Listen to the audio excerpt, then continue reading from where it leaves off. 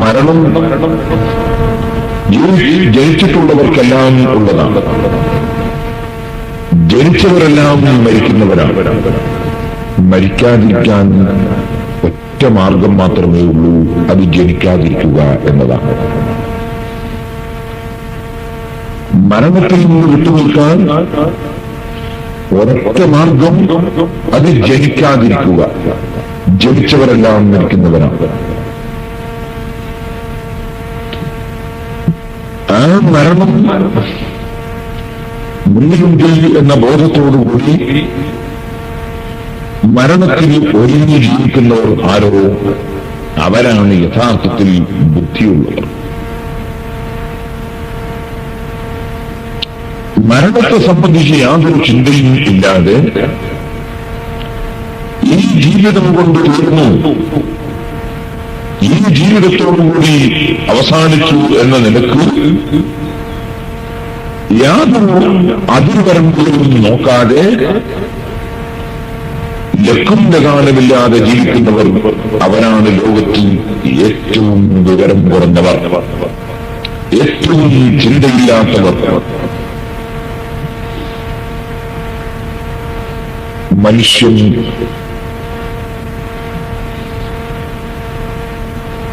ആദം നബി അലൈഹിസ്സലാത്തു വസ്സലാം മുതൽ ഇന്നേ വരെ കഴിഞ്ഞുപോയ തലമുറ അവരെല്ലാം ജനിച്ചവരൊക്കെ മരിച്ചുപോയവരാണ്. എന്റെ വന്യരായ പിതാവ് എന്റെ ചെറുപ്പത്തിൽ എന്നെ വളർത്തി. എനിക്ക് അക്ഷരങ്ങൾ പഠിപ്പിച്ചതും എനിക്ക് ആവശ്യമായതൊക്കെ ചെയ്തുവന്ന പിതാവ്, ആ പിതാവ് കിടന്നിറങ്ങിയ കട്ടിൽ എന്റെ വീട്ടിൽ ഇപ്പോഴും ഉണ്ട്. പക്ഷേ ആ കട്ടിലിന്റെ മേലെ പിതാവില്ല. എന്റെ ബാപ്പ ഉപയോഗിച്ച് കിടക്കാം പുതപ്പിൽ അതൊക്കെ ബാക്കിയുണ്ട്. എന്റെ പിതാവ് എന്റെ വീട്ടിൽ ബാക്കിയില്ല. എനിക്ക് കിതാബുകളിൽ ഒഴിഞ്ഞു പറഞ്ഞു തന്ന എന്റെ ഉസ്താദ്, അവരിൽ ചിലർ ഇപ്പോൾ ഭൂമിലോകത്തില്ല. ഞാൻ ദർശനത്തിന് ശേഷം ഞാൻ കിതാബ് പറഞ്ഞു കൊടുത്ത ചില കുട്ടികൾ, അവർ ഇപ്പോൾ ചിലർ ജീവിച്ചിരിപ്പില്ല. സാധുവായ ഞാൻ വാവ് പറയാൻ വേണ്ടി ക്ഷണിച്ചുകൊണ്ടുവന്ന് ചില പണ്ഡിതന്മാർ അവരിപ്പോൾ ഭൂമിലോകത്ത് ജീവിച്ചിരിപ്പില്ല. എന്നെ വാവിന് വേണ്ടി ക്ഷണിച്ചു കൂട്ടിക്കൊണ്ടുപോയവർ, ക്ഷണിച്ചവർ അവരിൽ പലരും ഈ ലോകത്ത് ജീവിച്ചിരിപ്പില്ല. ധരിക്കുന്നത് എന്താണ്? ധരിക്കുന്നത് ഈ സാധുവായ ഞാനും ഇവിടെ എല്ലാ കാലവും ജീവിച്ചിരിക്കുന്നവൻ അല്ല. എല്ലാവരും മരിച്ചു പോകുന്നവർ തന്നെ. മരണത്തിന് ശേഷം ജീവിതമുണ്ടെന്ന് ഉറച്ചു വിശ്വസിക്കുന്നവരാണ് മുസ്ലിങ്ങളായ നാം. അതിൽ ബുദ്ധിയുടെ താല്പര്യവുമാണ്. ഇപ്പോൾ ഞാൻ അതിലേക്ക് വിശദമായി കടക്കുന്നില്ല. ഇതൊരു ടൗൺ അല്ല, ഇതൊരു ഉൾപ്രദേശമാണ്. ഇവിടെ യുക്തിവാദികളും നിരീശ്വരവാദികളും മതവിരോധികളൊന്നും ഉണ്ടാകാൻ സാധ്യതയില്ല. അതുകൊണ്ട് തന്നെ അത്തരം രംഗങ്ങളിലേക്ക് കടക്കേണ്ട ആവശ്യമില്ല. ഉറച്ചു വിശ്വസിക്കുമ്പോൾ നാം മരിച്ചതിന് ശേഷം ജീവിതമുണ്ട്. ആർക്കാണതിൽ സംശയം? ഈ ഭൂമിലോകത്തും മറ്റുള്ള ജീവിതാലങ്ങളിൽ നിന്നൊക്കെ വ്യത്യസ്തമായി വിശേഷബുദ്ധി നൽകപ്പെട്ട മനുഷ്യൻ, ആ വിശേഷബുദ്ധി നൽകപ്പെട്ട മനുഷ്യൻ അവനറിയാം എല്ലാ ജീവിതാലങ്ങളും അവന് വേണ്ടി സൃഷ്ടിക്കപ്പെട്ടതാണ്. മനുഷ്യന്റെ ഉപകാരത്തിന് വേണ്ടിയാണ് ഇവിടെ എല്ലാ ജീവികളിലും മനുഷ്യന് ഉപകരിക്കാൻ വേണ്ടിയാണ് സൃഷ്ടിക്കപ്പെട്ടത്. പശുവിനെ വളർത്തുന്ന ധാരാളം മനുഷ്യരുണ്ട്, മനുഷ്യരെ വളർത്തുന്ന ഒരൊറ്റ പശുവില്ല. സിംഹത്തെ വളർത്തുന്ന മനുഷ്യനെ വളർത്തുന്ന സിംഹമില്ല. ആനയെ പോറ്റുന്ന മനുഷ്യരുണ്ട്, മനുഷ്യരെ പോറ്റുന്ന ആനയില്ല. പാമ്പിനെ പോറ്റുന്നവരുണ്ട്, മനുഷ്യരെ പോറ്റുന്ന പാമ്പില്ല. ഇവിടെ എല്ലാ ജീവജാലങ്ങളും മനുഷ്യന്റെ കീഴിലാണ്. എല്ലാ ജീവജാലങ്ങളുടെയും ഉപകാരങ്ങൾ മനുഷ്യൻ അനുഭവിച്ചുകൊണ്ടിരിക്കുകയാണ്. എന്റെ കാരണം ഖലഖലക്കും മാ ഫിൽ അർദി ജമീഅ, ഈ ഭൂമിയിലുള്ളതെല്ലാം മനുഷ്യനായ നിങ്ങൾക്ക് വേണ്ടി സൃഷ്ടിച്ചിട്ടുള്ളതാണ്. അതുകൊണ്ട് തന്നെ സഖറലക്കും മാ ഫിൽ അർദ്, ഭൂമിയിലുള്ളതൊക്കെ നിങ്ങൾക്ക് പാകപ്പെടുത്തി അധീനപ്പെടുത്തി തന്നിരിക്കുകയാണ്. നിങ്ങൾ ഇതൊക്കെ ഉപയോഗിച്ച് ഈ ഭൂമിയിലെടുത്ത് ജീവിച്ചോളൂ. മനുഷ്യൻ നിന്നെ സാധാരണ മറ്റു ജീവികളെ പോലെയല്ല സൃഷ്ടിച്ചിട്ടുള്ളൂ. നിനക്ക് വിശേഷം വെച്ച് തന്നിട്ടുണ്ട്. വലഖദ് കർറംനാ ബനീ ആദം, മനുഷ്യനെ നാം ആദരിച്ചിട്ടുണ്ട്, ബഹുമാനിച്ചിട്ടുണ്ട്. ആ മനുഷ്യന് ചിന്താശക്തി നൽകിയിട്ടുണ്ട്. കേൾവിയും കാഴ്ചയുമൊക്കെ നൽകിയ മനുഷ്യന് ചിന്തിക്കാനുള്ള കഴിവ് നൽകിയിട്ടുണ്ട്. അതിനാൽ മറ്റ് ജീവജാലങ്ങളിൽ നിന്ന് വ്യത്യസ്തമായി ചിന്തിക്കാൻ മനുഷ്യൻ ബാധ്യസ്ഥനാണ്. മറ്റുള്ള ജീവികൾക്കൊക്കെ പഞ്ചേന്ദ്രിയങ്ങൾ കൊണ്ടുള്ള അറിവ് എല്ലാ ജീവികൾക്കും കൊടുത്തിട്ടുണ്ട്. അതായത് 5 ഉപാധികളാണ് അറിവിന് ഉള്ളത്. കണ്ടറിയുക, കണ്ട് അറിയുക. അവിടെ ഒരു മരം കണ്ണുകൊണ്ട് കണ്ടാൽ അവിടെ മരമുണ്ട് എന്നറിയാൻ കഴിയും. ഒരു കുഞ്ഞി റോട്ടിന്റെ മേൽ കണ്ടാൽ വാഹനം പോകുമ്പോൾ അത് കുഴിയിൽ ചാടാതെ കൊണ്ടുപോകാൻ കഴിയും കാഴ്ചയുള്ളവൻ. അതുകൊണ്ട് കണ്ടറിയുക.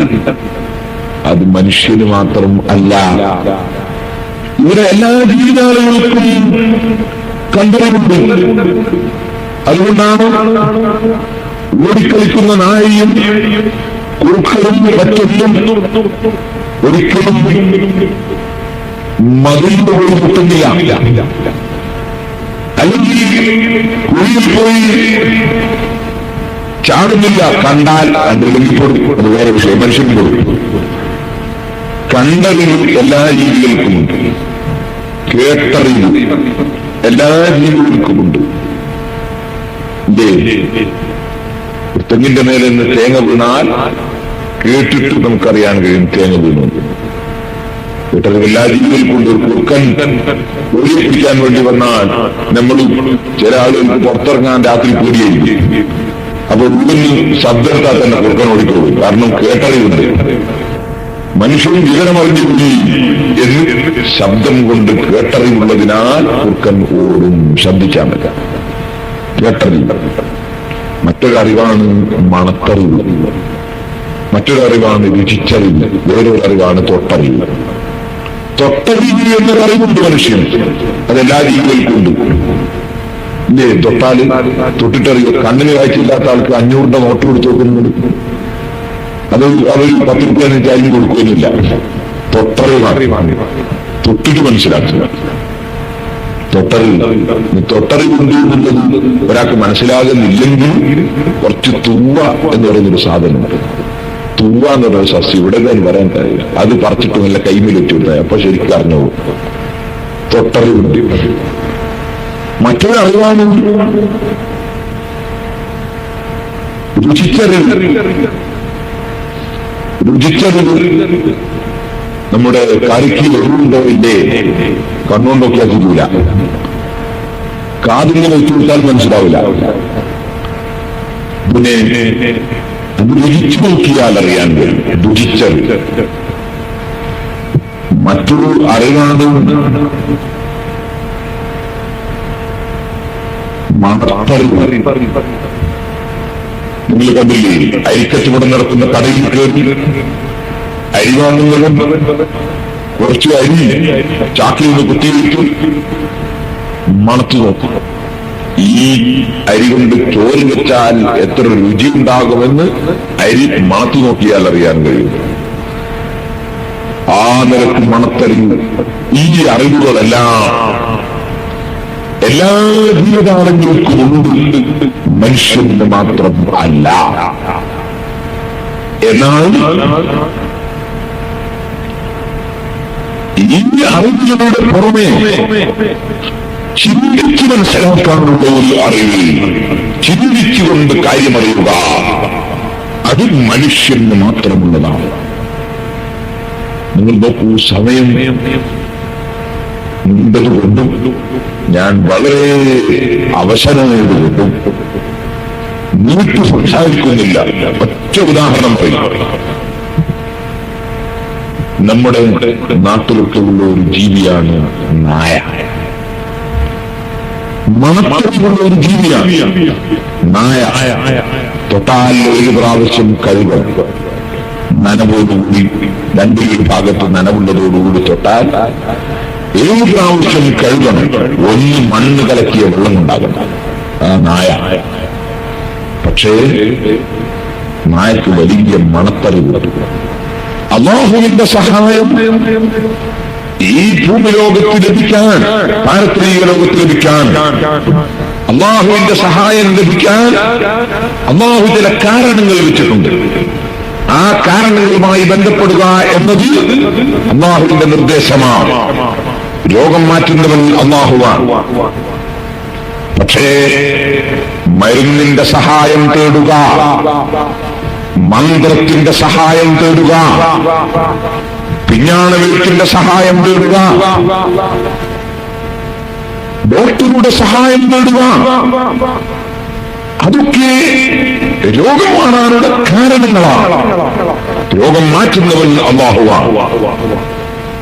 കാരണങ്ങളുമായി ബന്ധപ്പെടുക എന്നത് മനുഷ്യന് ആവശ്യമാണ്.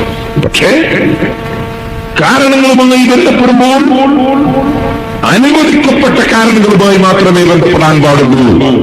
അനുവദിക്കാത്തത് പാടില്ല. ഏതുപോലെ ദാഹം തീർക്കുന്നവൻ അല്ലാഹുവാണ്. മരണം എനിക്ക് ഓർമ്മയുണ്ട്, ലാസ്റ്റ് പറയാം. എന്നെ മുമ്പ് ചിലതെല്ലാം ചെയ്യേണ്ടത്.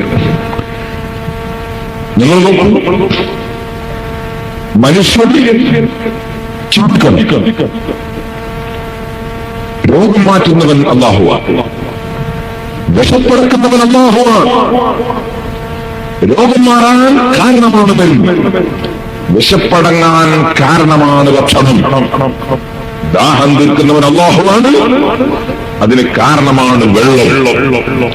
വെള്ളത്തിന്റെ സഹായം തേടുന്നത്, മരുന്നിന്റെ സഹായം തേടുന്നത്, ഭക്ഷണത്തിന്റെ സഹായം തേടുന്നത് അല്ലാഹുവിന്റെ സഹായം എന്ന നിലക്ക് ആണ്. അല്ലാഹുവിന്റെ സഹായം കിട്ടാനാണ്. വെള്ളമുള്ളവനോട് വെള്ളം തേടും, മരുന്നുള്ളവനോട് മരുന്ന് തേടും, പണമുള്ളവനോട് പണം തേടും, അങ്ങനെ ഭക്ഷണമുള്ളവനോട് ഭക്ഷണം തേടും. വിശപ്പടക്കുന്നവൻ അല്ലാഹു, ദാഹം തീർക്കുന്നവൻ അല്ലാഹു, രോഗം മാറ്റുന്നവൻ അല്ലാഹു, ഞെരുക്കം തീർക്കുന്നവൻ അല്ലാഹു. പക്ഷേ അതിന്റെ കാരണം എന്ന നിലക്ക് ഓരോന്നും ലഭിക്കുന്നവരോട് ഓരോന്നും ആവശ്യപ്പെട്ടേക്കും. അത് അല്ലാഹു നിശ്ചയിച്ച കാരണങ്ങൾ എന്ന നിലക്കാണ്. പക്ഷേ അനുവദിച്ചത് മാത്രമാണ്. നിങ്ങൾ നോക്കൂ, കള്ളു കുടിച്ചാൽ ദാഹം തീരും. പക്ഷേ കള്ളു കയ്യിലുള്ളവരോട് കള്ളിനു വേണ്ടി സഹായം ചോദിച്ചുകൂടാ. ഒരു ഗ്ലാസ് കള്ളിന് വേണ്ടി ചോദിച്ചുകൂടെന്നല്ലാതെ വാങ്ങി കുടിച്ചുകൂടാ. നമ്മുടെ കയ്യിൽ തന്നെ ഉണ്ടെങ്കിൽ കുടിച്ചുകൂടാ. എന്തുകൊണ്ട്? അത് അനുവദിച്ചിട്ടില്ല. അപ്പൊ കാരണങ്ങളുമായി ബന്ധപ്പെടുമ്പോൾ അനുവദിക്കപ്പെട്ട കാരണങ്ങളുമായി മാത്രമേ ബന്ധപ്പെടാൻ പാടുള്ളൂ. ഇത് നിയമമാണ്. നിങ്ങൾ നോക്കൂ, ചില ആളുകൾ തങ്ങളെ എന്റെ പീടിയിൽ ബർക്കത്തുണ്ടാകാൻ വേണ്ടി എന്തെങ്കിലും ഒരു ദിക്ർ എഴുതി തരണം എന്ന് പറഞ്ഞ് തങ്ങൾ അവർക്ക് വന്ന് ദിക്ർ എഴുതി വാങ്ങി അവൻ പീടികയിൽ കൊണ്ടുപോയി ബർക്കത്തിന് വേണ്ടി തൂക്കിയാൽ അനുവദിച്ച കാരണമാണ്. അതേ മനുഷ്യൻ തന്നെ എന്റെ പീടിയെ കച്ചവടം ഉണ്ടാകാൻ വേണ്ടി ഒരു കണിശൻ എടുത്തു പോയി എനിക്കെന്തെങ്കിലും സിഹറ് ചെയ്ത് തരണോ, അപ്പുറത്തെ കടയിലുള്ള കച്ചവടമൊക്കെ എന്റെ കടയിലാകാൻ വേണ്ടി എന്ന് പറഞ്ഞാൽ ഒരു പക്ഷേ അതും കാരണമാണ്. പക്ഷേ അത് കടുത്ത ഹറാമായ കാരണമാണ്. വിഷയം വേർതിരിച്ച് മനസ്സിലാക്കണം. എല്ലാ കാരണങ്ങളുമായും ബന്ധപ്പെട്ടുകൂടാ, അനുവദിച്ചതുമായി മാത്രമേ ബന്ധപ്പെടാൻ പാടുള്ളൂ. ഇത് മുസ്ലിമീങ്ങളുടെ ശ്രദ്ധയിൽ വേണം. ഞാനിപ്പോ പ്രസംഗിച്ച സ്ഥലത്ത് പറഞ്ഞിട്ടുണ്ട്, നമ്മൾ ഈ ഇന്ത്യ രാജ്യത്ത് ഇസ്ലാം മതം പ്രചരിപ്പിക്കാൻ വേണ്ടി വന്ന മാലിക് ഇബ്നു ദീനാർ റളിയല്ലാഹു അൻഹു, മാലിക് ഇബ്നു ഹബീബ് റളിയല്ലാഹു അൻഹു, ശർഫ് ഇബ്നു മാലിക് റളിയല്ലാഹു അൻഹു പോലത്തെ മഹാന്മാർ ഇന്ത്യ രാജ്യത്ത് വന്നപ്പോൾ ഈ രാജ്യത്ത് പള്ളി നിർമ്മിക്കാനുള്ള സൗകര്യം ചെയ്തു കൊടുത്തത്, അവരെ സഹായിച്ചത് ഈ രാജ്യത്തെ ഹിന്ദുക്കളാണ്. ഈ നാട്ടിലെ മറ്റു മതക്കാരാണ് ഇസ്ലാമിന്റെ പ്രവർത്തനത്തിലൂടെ എല്ലാ സൗകര്യവും ചെയ്തു കൊടുത്തത്. പള്ളി നിർമ്മിക്കാനുള്ള സഹായം വരെ ചെയ്തു കൊടുത്തത് ഇവിടെയുള്ള ഹിന്ദുക്കളാണ്. അവർ മുസ്ലിമീങ്ങളെ ബഹുമാനിച്ചു, ആദരിച്ചു. അവർ മുസ്ലിങ്ങളുടെ ശത്രുക്കളായില്ല, അവർ സഹായം ചെയ്തു കൊടുത്തു. ചരിത്രമാണ്. ആ ചരിത്രം നിഷേധിക്കാൻ കഴിയില്ല. എന്നാൽ നിങ്ങൾ ഓർക്കണം, ഞാനിത് പറഞ്ഞു വരുന്നത്, ആ ഹിന്ദുക്കൾക്ക് അവരുടേതായ മതമുണ്ട്. മുസ്ലിങ്ങളായ നമുക്ക് ഇസ്ലാം നമ്മുടെ മതമുണ്ട്, ക്രിസ്ത്യാനികൾക്ക് ക്രിസ്തു മതമുണ്ട്. ഓരോരുത്തരും അവരവരുടെ മതമനുസരിച്ച് ജീവിക്കുമ്പോൾ പരസ്പരം ആക്രമിക്കാതെ, മർദ്ദിക്കാതെ, നിസ്സാരപ്പെടുത്താതെ, ചീത്ത പറയാതെ, തെറി പറയാതെ, പരസ്പരം അക്രമങ്ങൾ അഴിച്ചുവിടാതെ സൗഹാർദ്ദത്തോടെ ജീവിച്ചു വരും. അങ്ങനെയാണ് പൂർവ്വകാലത്ത് ജീവിച്ചത്, അങ്ങനെയാണ് ജീവിക്കേണ്ടത്, അതിനുവേണ്ടിയാണ് പ്രവർത്തിക്കേണ്ടത്. അങ്ങനെ വരുമ്പോൾ നിങ്ങൾ ഓർക്കുക, അവരവരുടെ മതമനുസരിച്ച് അവരവർ ജീവിക്കുന്നത് മറ്റൊരു മതത്തിനോടുള്ള എതിർപ്പല്ല, മറ്റൊരു മതത്തെ ശിക്ഷിക്കലല്ല. നമ്മുടെ മുൻഗാമികളായ സാലിഹ്യങ്ങൾ ഇവിടെ വന്നപ്പോ നല്ല ഭക്തന്മാർ കൃത്യമായി നിസ്കരിക്കുന്നു, നോമ്പെടുക്കുന്നു, ഹജ്ജ് ചെയ്യുന്നു, ധർമ്മം ചെയ്യുന്നു, നല്ലത് പറയുന്നു, ദിക്ർ ചൊല്ലുന്നു, സ്വലാത്ത് ചൊല്ലുന്നു, ഖുർആൻ ഓതുന്നു. ഹിന്ദുമതത്തിലുള്ള ആളുകൾ നമ്മുടെ മുസ്ലിം നേതാക്കന്മാരെ കണ്ടത് അങ്ങനെയാണ്. അവർ കളവ് പറയുന്നില്ല, വഞ്ചന നടത്തുന്നില്ല, അവർ അനാവശ്യം പറയുന്നില്ല, ഒരു മതക്കാരനെയും ആക്രമിക്കുന്നില്ല. അയൽവാസികളുമായി അവർ നല്ല ബന്ധത്തിലാണ്, കുടുംബക്കാരോട് വളരെ നല്ല പെരുമാറ്റമാണ്, വയസ്സന്മാരെ ബഹുമാനിക്കുകയാണ്, കുട്ടികളോട് കാരുണ്യം കാണിക്കുകയാണ്, പണ്ഡിതന്മാരെ ആദരിക്കുകയാണ്. അവർ സാധുക്കളെ സഹായിക്കുകയാണ്, സാധുക്കളുടെ കൂടെ ജീവിക്കുകയാണ്. അപ്പൊ ഞാൻ നിങ്ങളോട് പറയട്ടെ, സൗഹാർദ്ദം എന്ന് പറഞ്ഞാൽ മതത്തിനെതിരെ ചെയ്യുക എന്നല്ല. ഒരു ഉദാഹരണം പറയാം. ശബരിമലയിലേക്ക് പോകാൻ വേണ്ടി മാലയണിഞ്ഞ ഹിന്ദുമത സുഹൃത്തുക്കൾ, അവരങ്ങനെ മാലയിട്ട് കഴിഞ്ഞാൽ പിന്നെ മുസ്ലിം വീടുകളിൽ നിന്ന് അവർ ഭക്ഷണം കഴിക്കില്ല, മുസ്ലിംകൾ ഹോട്ടലിൽ നിന്നും ഭക്ഷണം കഴിക്കില്ല. എനിക്ക് എന്റെ പരിചയക്കാരായ എന്റെ സുഹൃത്തുക്കൾ ഒരുപാട് അയ്യപ്പ ഭക്തന്മാരുണ്ട്. സുഹൃത്തുക്കൾ എന്ന് പറഞ്ഞാൽ എന്റെ പള്ളിന്റെയും മദ്രസന്റെയും കോളേജിന്റെ ഒക്കെ പണിയെടുക്കുന്ന കോൺട്രാക്ടർമാര്, ജോലിക്കാര്, ഒരുപാട് ആളുകളുണ്ട്. അവരൊക്കെ ജോലി എടുക്കുന്ന സമയത്ത് അവർ അസമയമാകുമ്പോ അവർ മാലയിടും, കറുത്ത് കൊടുക്കും, ജോലിക്ക് വരികയും ചെയ്യും. അതുവരെ നമ്മള് സ്ഥലത്ത് നിന്ന് ഭക്ഷണം കഴിക്കുന്നവർ അന്ന് പോലും കഴിക്കൂല, അവർ പിന്നെ ഹോട്ടലിൽ പോയി കഴിക്കും. അത് വർഗീയതയാണോ? അല്ല, അവരെ മതത്തിന്റെ നിയമമാണ്. അവരുടെ മതത്തിന്റെ നിയമം അനുസരിച്ച് അവർ പ്രവർത്തിക്കുകയാണ്. മുസ്ലിമുകളെ ഭക്ഷണം കഴിക്കരുത് നിയമം വന്നാൽ കഴിക്കൂല, അതവരുടെ നിയമമാണ്. അവരുടെ സൗഹാർദ്ദത്തിന് വേണ്ടി ഞങ്ങളെ മതം വലിച്ചെറിയട്ടെ എന്ന് അവർ ചിന്തിക്കുന്നില്ല, ചിന്തിക്കുകയും ചെയ്യരുതല്ലോ അവരുടെ മതത്തിൽ വിശ്വസിക്കുന്ന കാലത്തോളം. അവരുടെ മതാചാരം അനുസരിച്ച് അവരുടെ മതത്തിൽപ്പെട്ടവരുടെ ഭക്ഷണം മാത്രമേ കഴിക്കുള്ളൂ.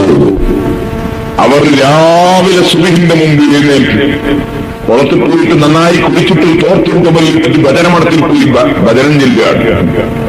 ഞാൻ ചോദിക്കുന്നു മുസ്ലിമീങ്ങളെ, മുസ്ലിം ചെറുപ്പക്കാരെ, നിങ്ങൾ മരണത്തിലൊക്കെ വിശ്വസ്തവരാ. സുബഹിന്റെ സമയത്ത് എഴുന്നേൽക്കാനുണ്ടോ നിങ്ങൾ? സുബഹിന്റെ സമയത്ത് എഴുന്നേറ്റ് 2 റക്അത്ത് നിസ്കരിക്കാനുണ്ടോ നിങ്ങൾ? ഞാൻ ചോദിക്കട്ടെ മുസ്ലിം സഹോദരിമാരെ, സഹോദരന്മാരെ, നമ്മുടെ മതത്തിന്റെ നിയമമാണ്, നമ്മുടെ മതത്തിന്റെ ഒരു നിയമമാണ്, നമ്മൾ നൂല് മന്ത്രിപ്പിക്കുകയാണെങ്കിൽ അത് മുസ്ലിം പണ്ഡിതന്മാരെ കൊണ്ടായിരിക്കണം.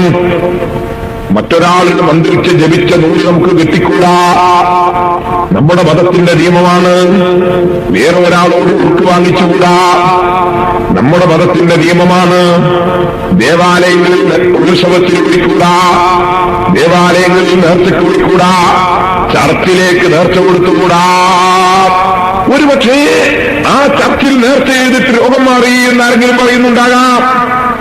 ഒരുപക്ഷേ ആരിശേപ്പാന് നേർച്ച വെച്ചതുകൊണ്ട് എന്റെ കാര്യം നേടിയെന്നിട്ടും പറയുന്നുണ്ടാകാം. പക്ഷേ നമ്മൾ മുസ്ലിമീങ്ങൾ, നമുക്ക് മതത്തിന്റെ ഒരു നിയമമില്ലേ? നമ്മൾ ദേവാലയത്തിലേക്ക് നേർച്ച ചെയ്താൽ, നമ്മൾ ആലിശേപ്പാന് നേർച്ച വെച്ചാൽ പിന്നെ നമ്മൾ മുസ്ലിമീങ്ങളാണോ? പിന്നെ നമ്മൾ മുസ്ലിം പള്ളിയിൽ പോകുന്നതിന് എന്താണ് അർത്ഥം? മുസ്ലിയാരോട് വേർക്കാൻ പറയുന്നതിന് എന്താണ് അർത്ഥം? ഫാത്തി പോകുന്നതിന് എന്താണ് അർത്ഥം? കൊല്ലം യുസ്രീബന ഇല്ലാമാ കതബല്ലാഹു ലനാ ഹുവ മൗലാനാ വഅലല്ലാഹി ഫല്യതവക്കലിൽ മുഅ്മിനൂൻ. അല്ലാഹുവിന്റെ മേലുള്ള തവക്കുൽ വിട്ട് വേറെയുള്ള ആളുകൾ ആരാധിക്കുന്ന ദൈവങ്ങളെ പൂജിക്കാൻ മുസ്ലിമീങ്ങൾ ഇറങ്ങിയാൽ പിന്നെ ഇസ്ലാം മതമുണ്ടോ? قل يا أيها الكافرون لا أعبد ما تعبدون ولا أنتم عابدون ما أعبد ولا أنا عابد ما عبدتم ولا أنتم عابدون ما أعبد لكم دينكم ولي دين. പറയൂ നബിയേ, ഖുൽ യാ അയ്യുഹൽ കാഫിറൂൻ, ഓ മുസ്ലിമീങ്ങളുടെ വിശ്വാസം വിശ്വസിക്കാത്ത ജനങ്ങളെ,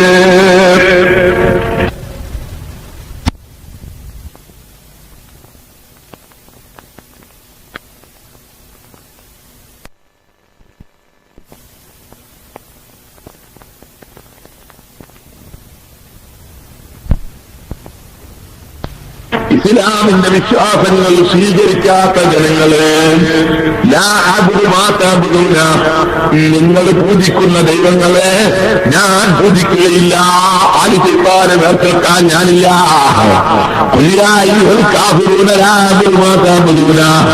ഞാനൊരു ദേവാലയത്തിലും ഒരു അമ്പലത്തിലും ഒരു ചർച്ചയും പൂജക്ക് ഞാനില്ല. ലാ അഅ്ബുദു മാ തഅ്ബുദൂൻ വലാ അൻതും ആബിദൂന മാ അഅ്ബുദു, ഞാൻ ആരാധിക്കുന്ന അല്ലാഹുവിനെ നിങ്ങളും ആരാധിക്കുന്നില്ല. വലാ അൻതും ആബിദൂന മാ അഅ്ബുദു വലാ അന ആബിദു മാ അഅ്ബദും വലാ അൻതും ആബിദൂന മാ അഅ്ബുദു, ഞാൻ നിങ്ങൾ പൂജിക്കുന്ന ദൈവങ്ങളെ പൂജിക്കുന്നവനല്ല, നിങ്ങൾ ഞാൻ ആരാധിക്കുന്ന അല്ലാഹുവിനെ ആരാധിക്കുന്നവരുമല്ല. ലക്കും ദീനുക്കും വലിയ ദീൻ, നിങ്ങൾക്ക് നിങ്ങളെ മതം, എനിക്ക് എന്റെ മതം. ഇങ്ങനെയല്ലേ കാഫിറൂന സൂറത്ത് പഠിപ്പിച്ചത്? പിന്നെ എങ്ങനെ മുസ്ലിമീങ്ങൾ മറ്റുള്ള ദൈവങ്ങളെ പൂജിക്കുന്നത്? എങ്ങനെ ദേവാലയത്തിൽ എങ്ങനെ ചർച്ച പോകുന്നത്? ചിലർ പറയുന്നേ നേരത്തേക്ക് പലരും ഒക്കെ ചെയ്യാമോ, എന്നാ കള്ളുടിച്ചാലും ദാഹം തീരും. കള്ളുടിയോ? ആരാന്റെ കിണറ്റിലെ വെള്ളം അയാളെ സമ്മതമില്ലാതെ വാങ്ങി പിടിച്ചു പറിച്ചു കുടിച്ചാലും ദാഹം തീരും. വെറുതെ വെള്ളം പറിച്ച് പിടിച്ചു വെച്ച് കുടിയാവോ? ഒരുത്തന്റെ പോലെ കയറി ചായ കൊണ്ടുവച്ച് ചായ വെച്ച് കാട്ടിച്ചു കുടിച്ചാൽ ദാഹം തീരും. അത് കാരണമാണ് കൊല്ലപ്പെടാൻ പറ്റുമോ? അത് അനുവദിച്ചിട്ടില്ല. അന്യന്റേത് പൊരുത്തില്ലാതെ പറ്റില്ല. അപ്പൊ എല്ലാ കാരണങ്ങളുമായി ബന്ധപ്പെട്ടുകൂടാ. കാരണങ്ങളുമായി ബന്ധപ്പെടുമ്പോ അനുവദിച്ചത് മാത്രമായിരിക്കണം. ഈ ബോധം മുസ്ലിമുകൾക്ക് വേണം. കാണുന്നൊക്കെ ഫലമുണ്ട് എന്നുള്ളവർക്ക് ഓടിപ്പോകാൻ പാടില്ല. ഫലമെടുത്തൊക്കെ ഓടിപ്പോയിക്കോളും ആരും പറഞ്ഞില്ല. ഇവിടെ അനുവദിച്ചിട്ടുണ്ടോ ഇല്ലേ എന്ന് നോക്കണം. അതാ ഞാൻ പറഞ്ഞത്, തങ്ങളെ കൊണ്ട് വർക്കത്തിന് വേണ്ടി ദിക്റെയ്യിക്കോ, അനുവദിച്ചതാ. നേരെ മറിച്ച് കണ്ടോ നിങ്ങൾ ഇബ്നു മസ്ഊദ് റളിയല്ലാഹു തആല അൻഹു, ആ ഇബ്നു മസ്ഊദ് മസ്ഊദ് റളിയല്ലാഹു തആല നിങ്ങൾ വീട്ടിലേക്ക് വന്നപ്പോ സ്വന്തം ഭാര്യയുടെ കഴുത്തിൽ നൂല് ബന്ധിച്ച് കെട്ടിയിട്ട് കാണുന്നു. ചോദിക്കുന്ന എവിടുന്നാണ് ഈ നൂല്? ഇത് ജൂതനായ യഹൂദിയായ ഒരു മനുഷ്യനുണ്ട്, ആ യഹൂദി ബന്ധിച്ച നൂലാണ്, തലവേദനയാകുമ്പോൾ മന്ത്രിച്ചു കെട്ടലാണ്. ഇബ്നു മസ്ഊദ് റളിയല്ലാഹു അൻഹു ഈ നൂലിങ്ങത്തെ പിടിച്ചിട്ട് പൊട്ടിച്ചിട്ട് വലിച്ചതോട് കൊടുത്ത് ഇബ്നു മസ്ഊദിന്റെ വീട്ടിലും ഇബ്നു മസ്ഊദിന്റെ കുടുംബത്തിന് ശിർക്കിന്റെ ആവശ്യമില്ല. ആ സമയത്ത് ഈ പെണ്ണ് കിട്ടില്ല. ഭാര്യ പറയുന്നത് അങ്ങനെ പൊട്ടിച്ചാൽ പറ്റൂല, കാരണം അത് കെട്ടിയാൽ എന്റെ തലവേദന മാറാറുണ്ട്. ആ നൂല് യഹൂദി മന്ത്രിച്ച നൂല് കെട്ടിയാൽ എന്റെ തലവേദന സുഖപ്പെടാറുണ്ട്. ഇബ്നു മസ്ഊദ് റളിയല്ലാഹു അൻഹു പറയുന്നത് ശരിയാണത്. നീ നിനക്ക് നൂല് മന്ത്രിച്ചു തരുന്ന യഹൂദി ഉണ്ടല്ലോ, ആ യഹൂദിയും ശൈത്താനും തമ്മിൽ സേവയുണ്ട്. ശൈത്താന്റെ സേവയുള്ളവർ ആ ശൈത്താനുമായി സേവയുണ്ട്. കുട്ടിച്ചാത്തന്റെ സേവയുള്ളവർ, ശൈത്താന്റെ സേവയുള്ളവർ ചില ആളുകളുണ്ട്. അത് ചില മാപ്പിളാരുണ്ട്, ചില മുസ്ലിമീങ്ങളുണ്ട്, ചില ഹിന്ദുക്കളുണ്ട്, ചില ക്രിസ്ത്യാനികളുണ്ട്. അങ്ങനത്തെ ഒരു സേവക്കാരുടെ അടുക്കലും നമുക്ക് സമീപിച്ചുകൂടാ. ഇരിക്കട്ടെ സഹോദരന്മാരെ, പറഞ്ഞു വന്നത് ഇബ്നു മസ്ഊദ് റളിയല്ലാഹു അൻഹു പറയുന്നത് ശൈത്താനുമായി ബന്ധമുള്ള ആളാണ് ആ യഹൂദി. ആ യഹൂദി നിനക്ക് തലവേദന ഉണ്ടാകുന്ന ശൈത്താൻ കുത്തിയിട്ടാണ്. അപ്പൊ ഈ യഹൂദിന്റെ അടുത്ത് പോയി നീ നൂല് ബന്ധിപ്പിച്ചാൽ ഈ ശൈത്താനുമായിട്ട് ബന്ധമുള്ള സേവമുള്ള സ്നേഹബന്ധമുള്ള ആളെ നൂലല്ലേ.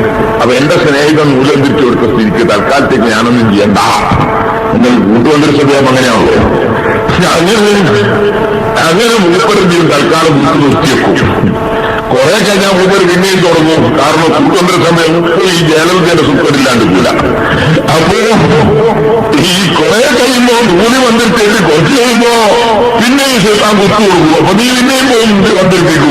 ബന്ധിപ്പിച്ചുകൊണ്ട് വെച്ചാൽ കുറച്ചേത്തേക്ക് ഒരു മൂപ്പർ പിന്നെയും ആകും. അങ്ങനെ നിൽക്കുകയാണ്. അതുകൊണ്ട് നീ മുസ്ലിമീങ്ങൾ ദിക്റുകളിൽ മന്ത്രിച്ച ഖുർആനോദി മന്ത്രിച്ച അതുപോലെയുള്ള ബർക്കത്തുള്ള കാര്യങ്ങൾ കൊണ്ട് മന്ത്രിച്ചതല്ലാതെ മന്ത്രിച്ചു കെട്ടാൻ പാടില്ല എന്ന നിലയ്ക്ക് ഇബ്നു മസ്ഊദ് റളിയല്ലാഹു അൻഹു പറയുന്നു.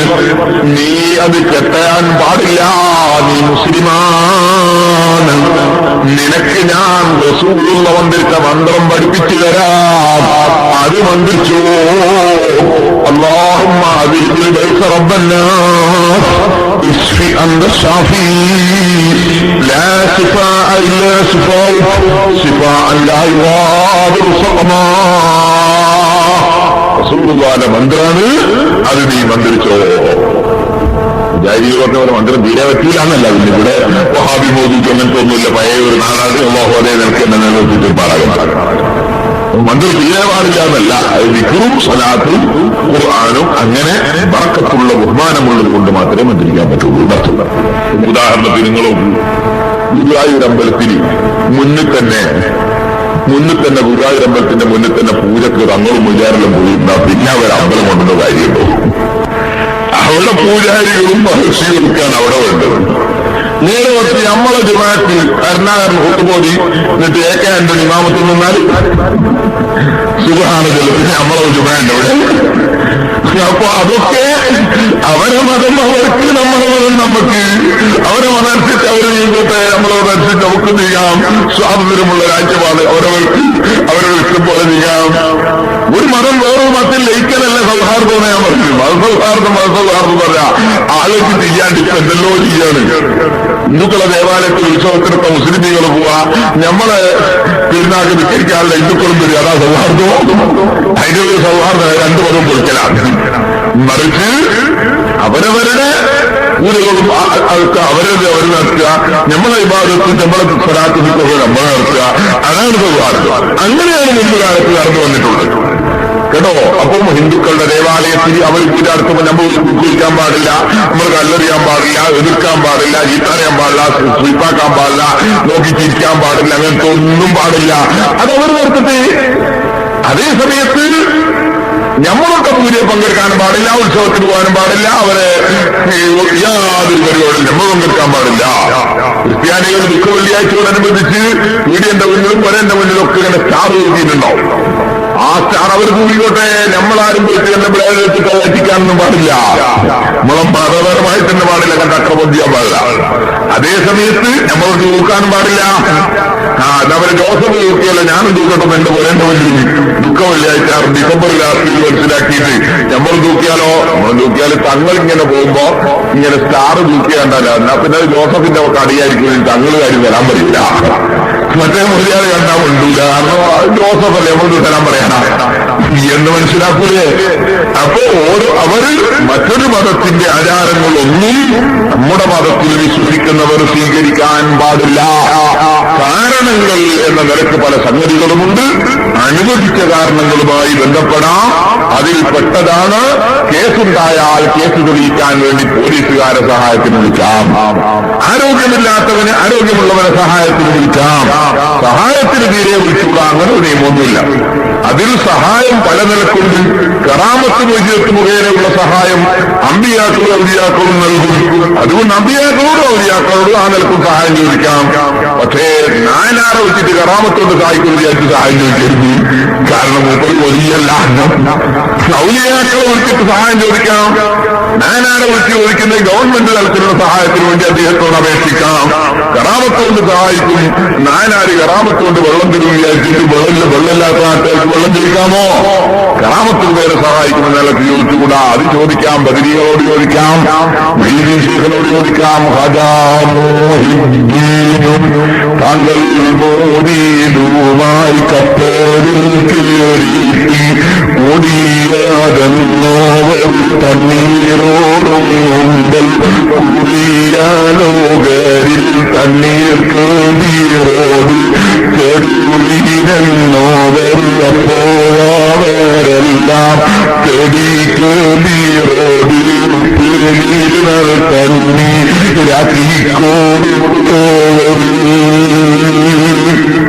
കടലിൽ നിന്ന് വെള്ളം തീർന്നോട്ട് മൊഹീദ്ദീൻ ശൈഖ് റളിയല്ലാഹു അൻഹുവിനോട് ശിഷ്യന്മാർ വന്ന് പറയുന്നു, വെള്ളം തീർന്നുപോയി ഞങ്ങളെ, ഞങ്ങൾക്ക് കറാമത്ത് കൊണ്ട് വെള്ളം കിട്ടണം.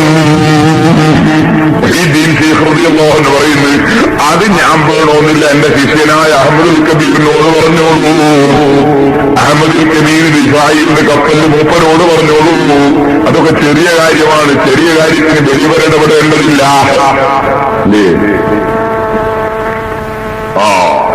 ഒരു വാഴപ്രകാരർത്ഥം വന്ന് ഈ കാന്തപുരസ്ഥാനോട് വേറെ ഒന്നേറ്റം വിളിച്ചത് വരും.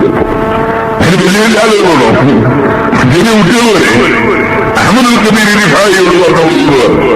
അങ്ങനെ അഹമ്മദുൽ കബീർ റിഫായി തങ്ങളോടതാണ് അപ്പോഴവരെല്ലാം പേടിക്കേണ്ടിറോടി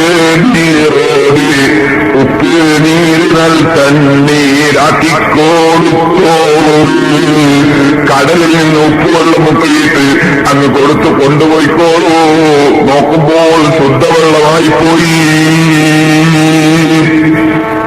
അഷ്റഫുൽ ഖൽഖ് സ്വല്ലല്ലാഹു അലൈഹി വസല്ലം മുഅ്ജിസത്ത് കൊണ്ട് വെള്ളം തരുമെന്ന പ്രതീക്ഷയിൽ ബഹുമാനപ്പെട്ട സഹാബത്ത് പോയിട്ട് റസൂലുള്ളാഹിനോട് വേവലാതി ബോധിപ്പിച്ച് ഇമാം ബുഖാരി കൊണ്ടിരുന്ന് ദാഹത്തിന്റെ കാഠിന്യം കൊണ്ട് റസൂലുള്ളാഹിന്റെ സഹാബത്ത് റസൂലുള്ളാഹിനോട് വെള്ളത്തിൽ അപേക്ഷിച്ചപ്പോൾ അല്ലാഹുവിന്റെ റസൂലതാ കയ്യിന്റെ വിരലിലൂടെ മുഅ്ജിസത്ത് കൊണ്ട് വെള്ളം കൊടുത്ത സന്ദർഭമുണ്ട്. ഒരു ചെറിയ പാത്രത്തിലുള്ള വെള്ളം ആയിരക്കണക്കിന് ആളുകൾക്ക് ഒഴിച്ചു കൊടുത്തിട്ട് എല്ലാവരും കുടിക്കുകയും ഒട്ടകത്തിനെ കുടിപ്പിക്കുകയും കുളിക്കുകയും ഒക്കെ ചെയ്തതിന് ശേഷം ഒഴിച്ചു കൊടുക്കുന്ന പാത്രത്തിലെ വെള്ളം ഒരു തുള്ളി പോലും കുറയാതെ അത് വാങ്ങിയ പെണ്ണിന് തിരിച്ചു കൊടുത്തിട്ട് പറഞ്ഞു, നിന്റെ വെള്ളം ഒഴിച്ച് ഞങ്ങൾ എടുത്തിട്ടില്ല. അങ്ങനെ മുഅ്ജിസത്തോട് റസൂലുള്ള വെള്ളം കൊടുത്തിട്ടുണ്ട്. അങ്ങനെ മുഅ്ജിസത്ത് മുഖേന സഹായിക്കുമെന്ന നിലക്ക് അമ്പിയാക്കളോട് ഔലിയാക്കളോട് പറ്റും.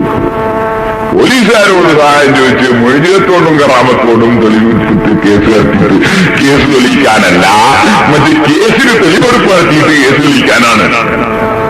മുസാ നബി ഇസ്ലാമിന്റെ കാലത്ത് ഒരു ചങ്ങാതീന ഒരാളാ രണ്ടാളൂടി കൊന്നാൾ. കൊന്നത് കലാപ്പാന്റെ മക്കളാ. കൊന്നതിനാ മരിച്ചാൽ ഇയാൾക്ക് ഒരുപാട് സ്വത്തുണ്ട്, സ്വന്തം മക്കളില്ല, അപ്പൊ ഞമ്മക്ക് വിചാരിച്ച് കൊന്നതാ. കൊന്നിട്ട് കൊന്ന രണ്ടാളും പുറത്തിറങ്ങിയിട്ട് ഭയങ്കര പ്രക്ഷോഭ പരിപാടി. ഉടനെ അറസ്റ്റ് ചെയ്യണം, ഉടനെ കണ്ടുപിടിക്കണം, ഉടനെ കൊലയാളിയെ കണ്ടുപിടിക്കണം. ആരാ പ്രക്ഷോഭം ഉണ്ടാക്കുന്നത്? പ്രക്ഷോഭം ഉണ്ടാക്കുന്നത് കൊന്ന അങ്ങായികൾ തന്നെയാണ്. അപ്പോ ഒരു പ്രശ്നം മൂർച്ഛിച്ചപ്പോ മൂസാ നബിയോട് പോയിട്ട് പറഞ്ഞു, അവര് പരിഹാരം വേണം, മൊയ്തിയത്ത് മുഖേന പരിഹാരം വേണം. മൂസാ നബി പറഞ്ഞു, ഇന്നല്ലാഹി യഅ്മുറുക്കും അൻ തദ്ബഹു ബഖറ, അള്ള പറയുന്നത് നിങ്ങളോടൊരു പശുവിനറക്കാനാണ്. ഒരാളെ കൊന്നുപോയി എന്ന് പറയുമ്പോ അതിന് പരിഹാരം പറയാം, പശുവിനർത്തുള്ളൂ. അമ്പിയാക്കളൗലിയാക്കൾ ചിലപ്പോ പറയുമ്പോ നമുക്ക് പരിഹാരം തിരിയില്ല, പശുവിനെ കാണുന്നില്ല, അതിനകത്ത് വയറിളക്കണമെന്നൊക്കെ മറുപടി. ഒരാളെ കൊന്നുപോയി എന്ന് പറഞ്ഞപ്പോ പറയുന്നത് പരിഹാരത്തിന് പശുവിനർത്തുള്ളൂ. അമ്പിയാക്കളും ആലിമീങ്ങളും വിവരമുള്ളവരൊന്നും പരിഹരിക്കൂല. അതൊരു അപ്പരിപാടി നമുക്ക് ഉണ്ടാവില്ലല്ലോ. അഊദുബില്ലാഹി മിനൽ ജാഹിലീൻ. ഞാൻ ജാഹിലീങ്ങളിപ്പോഴേ അള്ളാഹട്ടെ എന്നാണ് മൂസാ നബി. കാരണം പരിഹസിക്കുക, മറ്റുള്ളവരെ പരിഹസിക്കുക, അത് ജാഹിലീങ്ങളുടെ പരിപാടിയാണ്, ആലിമീങ്ങൾക്ക് അത് ഉണ്ടാവില്ല. ഇരിക്കട്ടെ, ചുരുക്കി പറഞ്ഞാൽ മൂസാ നബിയുടെ നിർദ്ദേശപ്രകാരം ഒരു പശുവിനർത്ഥം വലിയ നീണ്ട സംഭവമാണ്, ഖുർആനിലുണ്ട്. പശുവിനർത്ഥം അള്ള പറഞ്ഞു, വൈദ ഖതൽതും നഫ്സൻ ഫദ്ദാറതും ഫീഹാ വല്ലാഹു മുഖ്രിജും മാ കുൻതും തക്തുബൂൻ. നിങ്ങൾ ഒരാളെ കൊന്നിട്ട് അങ്ങോട്ടും ഇങ്ങോട്ടും പറയാം, അവനാ ഒന്ന് ഇവനാ ഒന്ന് അങ്ങോട്ടും ഇങ്ങോട്ടും പറയാ, ആരോപണം. അള്ളാഹിന്റെ സത്യാവസ്ഥ വിളിച്ചിട്ടുണ്ടിരുന്നു, വല്ലാഹു മുഖ്രിജും മാ കുൻതും തക്തുബൂൻ. നമ്മളെന്ന് പറഞ്ഞു പശുവിനർത്ഥമോ കൊല്ലമരിമുഖാമിഹ, ആ പശുവിന്റെ ഒരു കഷ്ണം എടുത്തിട്ട് മയ്യത്തിന് തല്ലുകൊടുക്കില്ല. പശുവിന്റെ കഷ്ണം മുറിച്ചിട്ട് മയ്യത്തിനൊരടി, മയ്യത്തിന് കൊടുത്തൊരടി പശുവിന്റെ കഷ്ണം എടുത്തിട്ട് കദാലിക്കൽ മൗത്ത. അതാ പശുവിന്റെ കഷ്ണം കൊണ്ട് അടി കിട്ടിയപ്പോ മയ്യത്ത് എഴുന്നേറ്റുന്നു. മയ്യത്ത് ഹയാത്തായി എഴുന്നേറ്റുന്നു. എഴുന്നേറ്റിട്ട് എന്ത് ചെയ്തു? സദസ്സും ഇങ്ങനെ ചൂണ്ടിക്കാണിച്ചിട്ടില്ല, എന്റെ എളാപ്പാന്റെ മക്കൾ ഇവർ രണ്ടാളും എന്നെ കൊന്നത്, ഇവരെല്ലാം കുഴപ്പമുണ്ടാക്കി ഇവിടെ കൊന്നാളെ കണ്ടുപിടിക്കണം പറഞ്ഞു. അങ്ങനെ ഇവർ രണ്ടാളും ഇങ്ങനെ ചൂണ്ടിക്കണ്ട് കാണിച്ചു കൊടുത്ത് ഇവർ രണ്ടാളും കൊന്നത്. അതാ കദാലിക്കൽ മൗത്താവയിരിക്കുമായ. അപ്പൊ ഇവിടെ കേസ് തെളിയിച്ച മോചിതത്തിലൂടെയാണ് പശുവിന്റെ കഷ്ണം എടുത്ത് അടിച്ചാൽ മയ്യത്ത് എഴുന്നേറ്റ് നിൽക്കില്ല. അത് മൂസാ നബിയുടെ മോചിതത്താണ്. ആ മോചിതത്ത് മുഖേനയാണ് കേസ് തെളിയിച്ചത്. അത് മൂസാ നബിക്ക് കഴിയും. പോലീസുകാർക്കുണ്ടോ മോചിതത്ത് മുഖേന തെളിയിക്കാൻ കഴിയും, കറാമത്ത് മുഖേന തെളിയിക്കാൻ കഴിയുന്നില്ല. അതുകൊണ്ട് തന്നെ കറാമത്ത് മോചിതത്ത് മുഖേന ഇതാ സഹായിക്കണമെന്ന നിലക്കല്ല പോലീസുകാരോട് സഹായം ചോദിച്ചത്. പോലീസുകാരോട് തെളിവെടുപ്പ് നടത്തിയിട്ട് കേസ് തെളിയിക്കാനാണ്. കേസ് വിളിക്കാൻ വന്നപ്പോ പോലീസുകാരെ കൊണ്ട് കേസ് വിളിക്കാൻ കഴിയുന്നില്ല എന്നായപ്പോ പോലീസുകാർ വേറൊരാളെ സഹായത്തിന് വിളിച്ചു. അതാരെ? ബഹുമാനപ്പെട്ട പോലീസ് നായയെ. പോലീസുകാർക്ക് കേസ് വിളിക്കാൻ കഴിയായിട്ട് നായനെ വിളിച്ചു. അങ്ങനെ പോലീസ് നായ വന്ന് പ്രശ്നം നടന്ന സ്ഥലമൊക്കെ സന്ദർശിച്ചതിന് ശേഷം നായർ ഒറ്റ ഓട്ടം തൊട്ടടുത്തൊരു കുളത്തിന്റെ അടുത്ത് പോയി.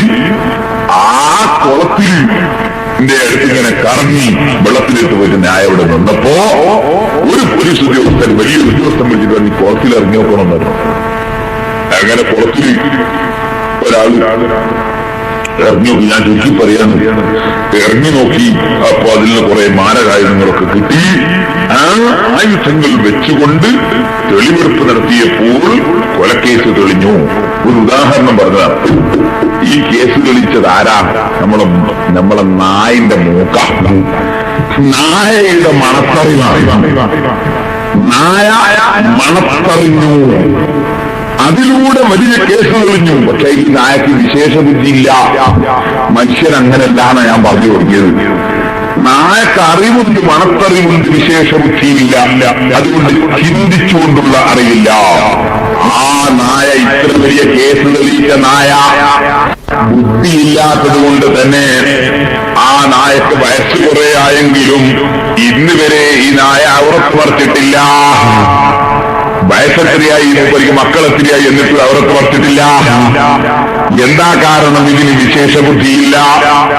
ആ നായ, സഹോദരന്മാരെ, വിശേഷ ബുദ്ധിയില്ലാത്ത ഈ നായ നിങ്ങൾ നോക്കൂ. ആ നായ സന്താനോൽപാദനം നടത്തുന്നു, മക്കളുണ്ടാക്കുന്ന സന്താനോൽപാദനം നടത്തുന്ന ഗണകളുമായി ബന്ധപ്പെടുന്നു. ഏറ്റവും ഉടുപ്പില്ലാത്ത മനുഷ്യന്മാരാണ് സിനിമാ നടന്മാർ.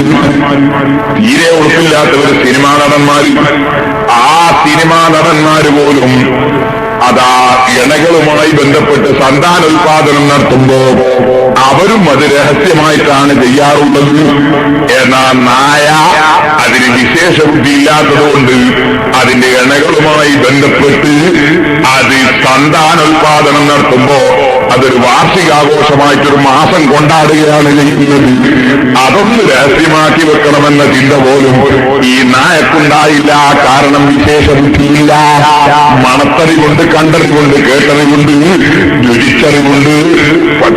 പക്ഷേ ഈ നായക്ക് വിശേഷ ബുദ്ധി ഇല്ലാത്തത് കൊണ്ട് ഇന്നത് മറച്ചു വെക്കണമെന്ന ചിന്തയില്ല. ഇനി നിങ്ങൾ നോക്കാനായ നായക്കഥ ഒരു തോട്ടത്തിൽ കാവലിക്കാണ്. കാവല് വെക്കുന്ന നായ ഒരു കള്ളം വന്നിട്ട് പാതിരക്കിങ്ങോട്ട് തോട്ടത്തിൽ കയറുമ്പോൾ കടിച്ചു പറിച്ചു. അതേ നായ പിറ്റേ ദിവസം റമദാൻ 27-ാം രാവാണ്. കുറെ ദിവസമായി പള്ളിയിലെ ഉസ്താദിനോടൊന്ന് കേറിയിട്ട് അവിടെ ദ്വാരണ്യം വന്ന് തോട്ടത്തിന്റെ മുതലാളി പറയുന്നു, മൂപ്പര് വലിയ ദ്വാരത്തിജാപത്തുള്ള ആളാണ്. മൂപ്പര് റമദാൻ 27-ാം രാവ് ഈ തോട്ടത്തിൽ കയറിയിട്ട് തഹജ്ജുദ് നിസ്കരിച്ചിട്ടൊന്ന് ദ്വാരക്കണമെന്ന് മനസ്സിലാക്കി തോട്ടത്തിലേക്ക് തഹജ്ജുദ് നിസ്കരിച്ച് ദ്വാരക്കാൻ വേണ്ടി പള്ളിയിലെ ഉസ്താദ് കയറി വരുമ്പോ നമ്മളെ നായ ഉസ്താദിനെയും കടിച്ചു. എന്ത് നായ കിന്നാള് എന്ന് കണക്കില്ല, കിട്ടുന്നവരൊക്കെ കടിക്കലാണ്. ഈ വന്നത് ആരാണെന്നോ, ഇയാൾ എന്താണെന്നോ, ഇയാളെ മഹത്വം എന്താണെന്നോ മൂപ്പർക്ക് അങ്ങനത്തെ ഒന്നുമില്ല. മൂപ്പരെ വായി കുറച്ച് പല്ലുണ്ട്, കുറച്ച് നാവുകൊണ്ട് കയ്യും പോലെ നീട്ടിയാ കടിക്കുക എന്നല്ലാതെ ആരെ കടിക്കണമെന്ന ചിന്തയില്ല, ആരെ ഉപദ്രവിക്കണമെന്ന ചിന്തയില്ല.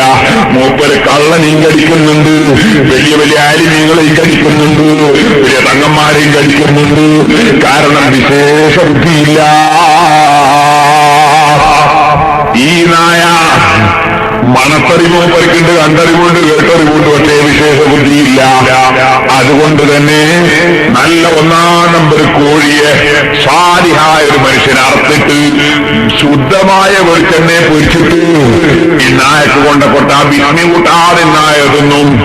അതേ നായ പാമ്പ് കടിച്ചിട്ട് ചത്തുപോയ ഒരു കോഴിയുടെ കഷ്ണം ഒരു സ്ഥലത്ത് നിന്ന് ആറുന്നതുണ്ടെങ്കിൽ മൂപ്പർ അതും തിന്നും. 2 സമയത്തും ബിസ്മി അല്ലലില്ല, അൽഹംദുലില്ലാ പറയലുമില്ല. കാരണം വിശേഷ ബുദ്ധിയില്ല. ഈ നായെപ്പോലെ മനുഷ്യനായിക്കൂടാ, ഈ നായെപ്പോലെ മനുഷ്യനായിക്കൂടാ. ഇതുപോലെ തന്നെ സ്വന്തം അമ്മയുടെ മുല കുടിച്ചതിന് ശേഷം പിന്നിലൂടെ വന്ന് അതേ അമ്മയുടെ പുറത്ത് തന്നെ ഓടിക്കയറുന്ന പശുക്കുട്ടിയില്ലേ, മൂരിക്കുട്ടനില്ലേ, അത്തരം മൂരിയായി മനുഷ്യനായിക്കൂടാ.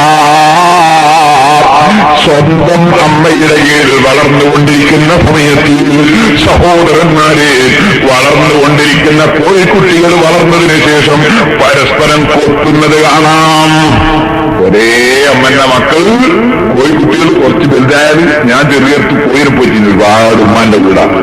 കോഴിക്കുട്ടികൾ കുറച്ച് വലുതായി ഏകദേശം SLCക്ക് വായിക്കുന്ന സമയം അവനേക്ക് കൊത്താൻ തുടങ്ങും. ഈ കൊത്തുന്ന കോഴിക്കുട്ടികൾ കൊത്തുന്ന കണ്ട് ഞാൻ ചോദിച്ചെന്തിനാ കൊത്തുന്നത്? ഉമ്മ പറഞ്ഞ് കൊത്തി പിരിയുകയാണെന്ന്. എന്ത് പിരിയാണ്? കച്ചവടം പിരിയാണെന്നോ? അല്ലാഹു അഅലം. അപ്പൊ ഞാൻ പറഞ്ഞു വന്നത് ഈ കോഴിക്കുട്ടിയെ പോലെ മനുഷ്യനായിക്കൂടാ, കുരങ്ങിനെ പോലെ കൊഞ്ഞനം കാട്ടുന്നവനായിക്കൂടാ. മനുഷ്യൻ വിശേഷ ബുദ്ധിയുള്ളവനാണ്.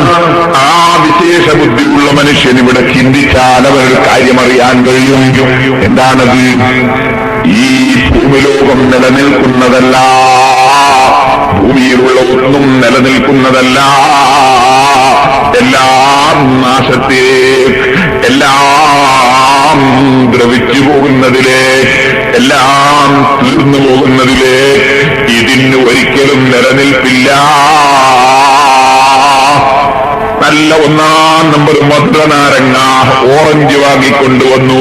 പക്ഷേ 5-10 ദിവസം കഴിയുമ്പോഴേക്കത് കെട്ടുപോയി. നല്ല 1-ാം നമ്പർ പശുവിൻ പാല് കറന്നുകൊണ്ടുവന്നു. അത് കൊണ്ടുപോയി വെച്ച സ്ഥലത്തൊരു ദിവസം കഴിയുമ്പോഴേക്കത് കേടുവന്നുപോയി. 1-ാം നമ്പർ ബിരിയാണി ഉണ്ടാക്കി വെച്ചു. അതാ ഒരു ദിവസം കഴിയുമ്പോഴേക്കത് ചീത്തയായി പോയി.